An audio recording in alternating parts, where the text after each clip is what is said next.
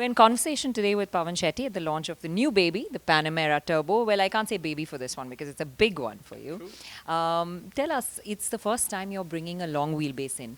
So, is this a trend that we see now happening in India? Do you think the consumers are wanting this? So if you look at how Panamera was launched, the logic of Panamera, it was always supposed to be a as in a something which comprised a sports car as well as a traditional car comfort. When you say comfort, you need to have some leg space. There were customers who would take their families and they would want to have some space. So we're only extending the customer base for us with the Panamera with launching the new long wheelbase. I think it will be for a customer who prefers to have longer journeys with his family. There's quite a lot of space currently, even in the short wheelbase version. When we look at it, it's not a compromised sports car space as such because the Panamera's premier idea was to provide that complete backseat. So, my question to you again, similar line is: did you have customers that were still considering the buy because they thought this wasn't enough? So I think this is also bringing the product a lot closer to the competition, which predominantly sell also because of just the rear comfort. So when you have a long wheelbase, which gives you a comfort which is equivalent to some of the competitors, which only do that, and added that to a performance car, as a product proposition, it becomes much better than before. How do you see the division between short wheelbase and long wheelbase working out for you in the long run? I mean, do you think that there'll be more of one or the other? So long wheelbase is still slightly more expensive than the short wheelbase. So in my opinion, if I understand it correctly, it will be 20/80, as in 20% will be long wheelbase and 80% will still be short wheelbase. Also, you've been talking about, the high-end turbo coming in on this one. So it is really, a big, strong engine. Is this something that we'll be seeing across more cars, the high-end turbos also coming in? Because at one end, you have this 2-liter turbo, which is getting the key advantage of the duties. And at the other end of the spectrum, you have these high-end turbos coming in. So, where is the balance going to be? So not wanting to be pompous, I think it's a beautiful strategy.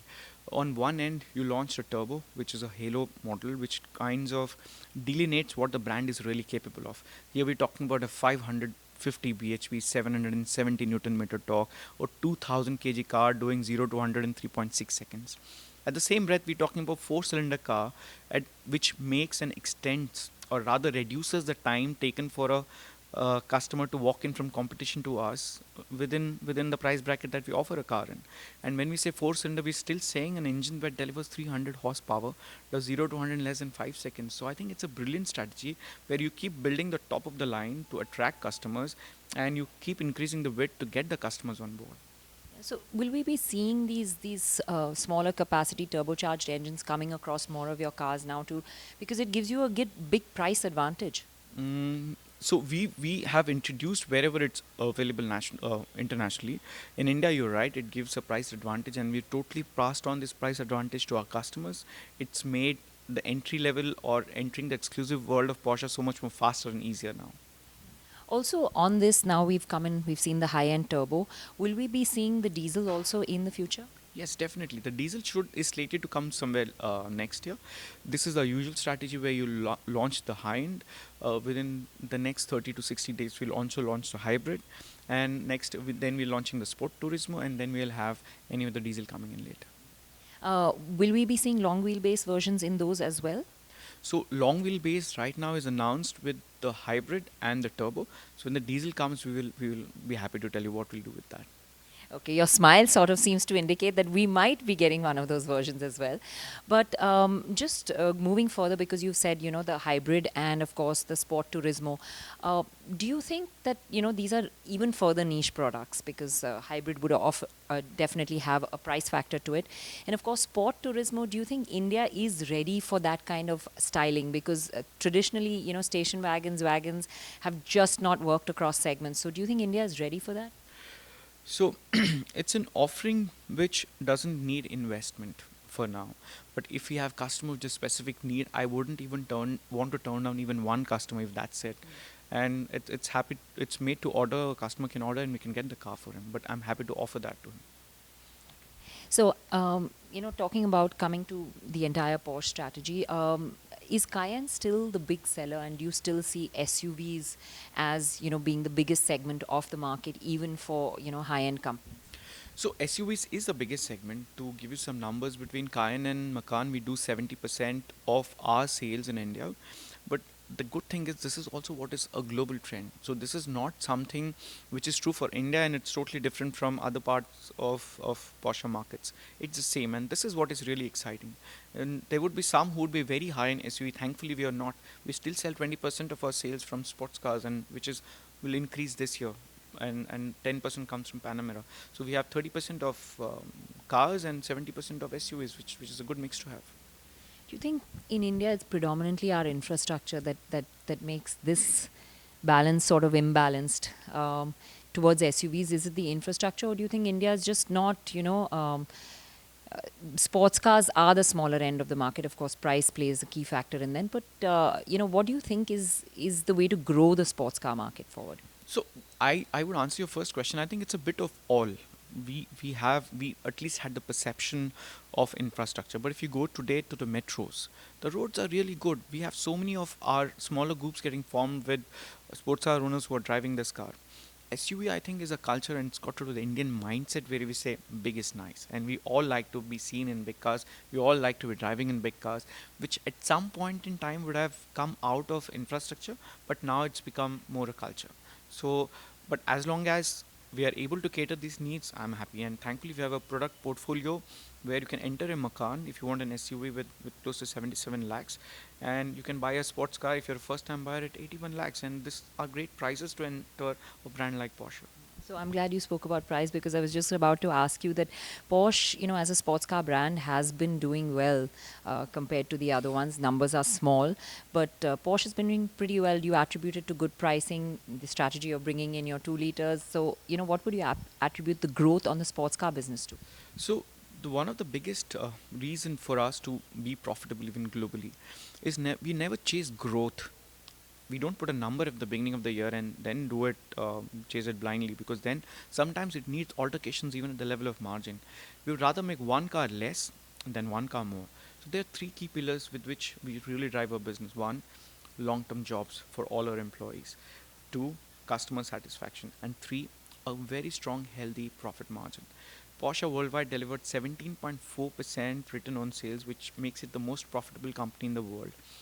This would not be possible if you start chasing two-digit growths or three-digit growths on a year-on-year basis. That's not how. We have to maintain the fine line between exclusivity and numbers, and at the end the profit has to come. So that is a logic. But India is a huge market. It's an untapped market still for a lot of players where the potentials are huge. So in 2017, what's your strategy for Porsche and growing the brand, its presence in India? Acceptably, you don't want to have a charted out number sheet, but there's obviously an intention for growth and for spreading the brand further across the country. So what's the plan for 2017? So when we say we don't have a growth number, but what we like to follow is a fair number, something that the country deserves to sell, has to sell, which is an outcome of many strategies. For example, we first fix the product portfolio now. So you have a logical product portfolio with entry-level SUVs and entry-level sports cars. So this bit is sorted. This year we will expand our dealer footprint. We'll enter into Chennai and we'll enter into Hyderabad. A lot of other smaller places where we have HNIs, which we cannot cater because it's unviable to be there right now, will be catered through maybe some other formats of customer touch points.